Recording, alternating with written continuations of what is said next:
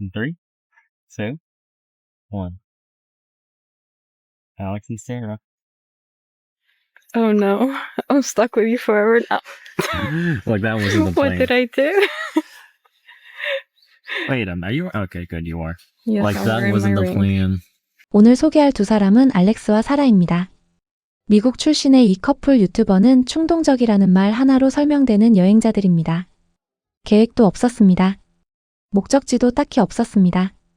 그냥 어느 날 갑자기 아무런 사전 준비 없이 한국행 비행기에 올라탔다고 하는데요.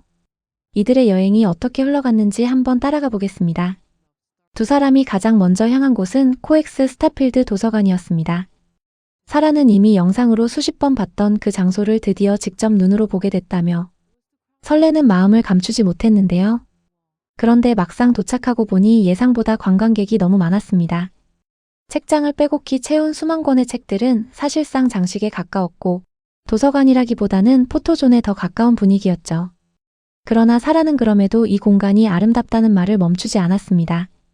한국에는 책장을 인테리어로 쓰는 도서관이 있다는 것 자체가 미국에서 온 이 커플에게는 이미 충분한 충격이었습니다. 그날 밤 두 사람은 홍대 거리로 발길을 옮겼습니다. 12월 31일 밤이었고 새해 불꽃놀이를 보고 싶었지만 긴 이동에 지쳐 그냥 발걸음이 닿는 대로 걷기로 했다고 하는데요.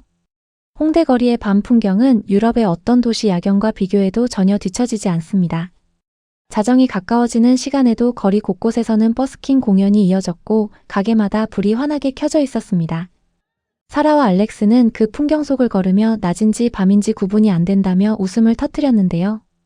사실 미국이나 유럽에서는 밤 9시가 넘으면 대부분의 상가가 문을 닫고 거리가 한산해지는 것이 일반적입니다. 그런데 한국의 밤거리는 그 어떤 시간대에도 활기를 잃지 않죠. 이 차이가 얼마나 크게 느껴지는지 한국에 처음 온 외국인이라면 누구나 입을 다물지 못하게 됩니다. 사라는 홍대에서 꼭 한 가지를 하고 싶었습니다. 바로 한국식 노래방이었는데요. 유럽이나 미국에도 노래방 문화가 없지는 않습니다.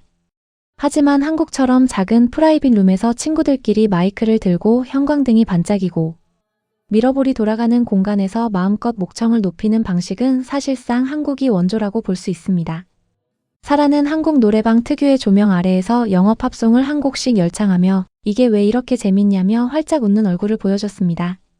다음 날 두 사람은 서울버스 투어에 올라탔습니다.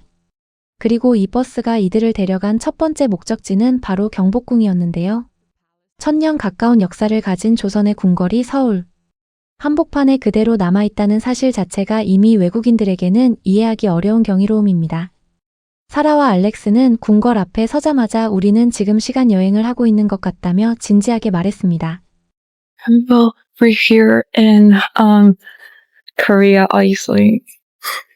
And No, we just traveled back. no, yeah, we're literally traveling back in time.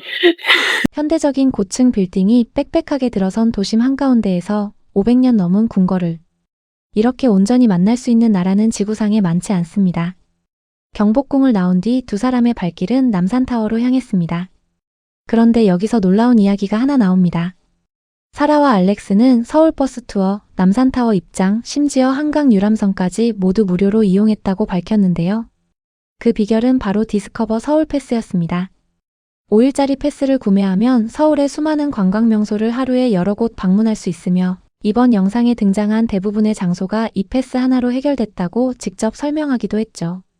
미국에서라면 상상도 못할 가성비입니다. 남산타워에 도착한 두 사람은 전망대 입장 전에 가장 먼저 한 가지 의식을 치렀습니다. 세계 각지에서 온 연인들이 영원한 사랑을 맹세하며 걸어두는 사랑의 자물쇠. 사라와 알렉스도 자물쇠에 자신들의 이름과 날짜를 새기고 색색깔의 자물쇠들 사이에 자신들의 것을 걸어두었는데요. 1월 7일이라는 날짜를 쓴 뒤 알렉스는 이제 우리 여기 영원히 남아있겠다며 웃음을 보였고 사라는 그 앞에서 오히려 영원은 너무 길다며 농담을 던지기도 했죠. 이 장면을 바라보는 시청자들도 절로 미소가 지어질 수밖에 없었습니다. 자물쇠를 건 뒤 두 사람은 남산을 걸어 내려오기로 했습니다. 원래 계획은 버스를 타고 올라가서 걸어 내려오는 것이었는데 버스에서 내릴 타이밍을 놓치는 바람에 의도치 않게 타워 앞까지 데려다 줬다며 웃었습니다.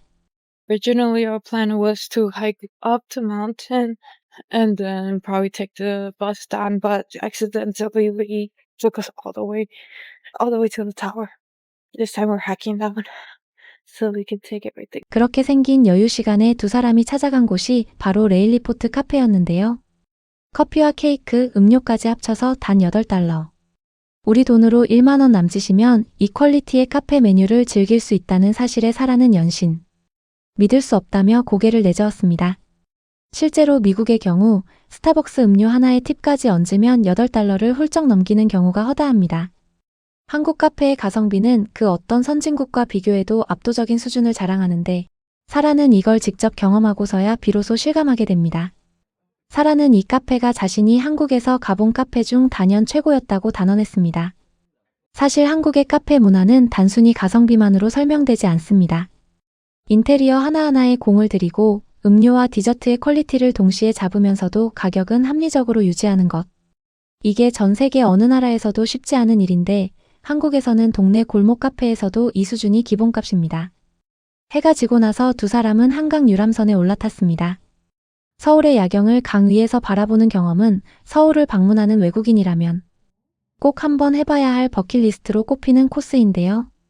영하의 날씨 속에서도 두 사람은 갑판 위로 나와 카메라를 든 채 강남 야경과 강 위를 지나는 다리의 조명을 담아냈습니다.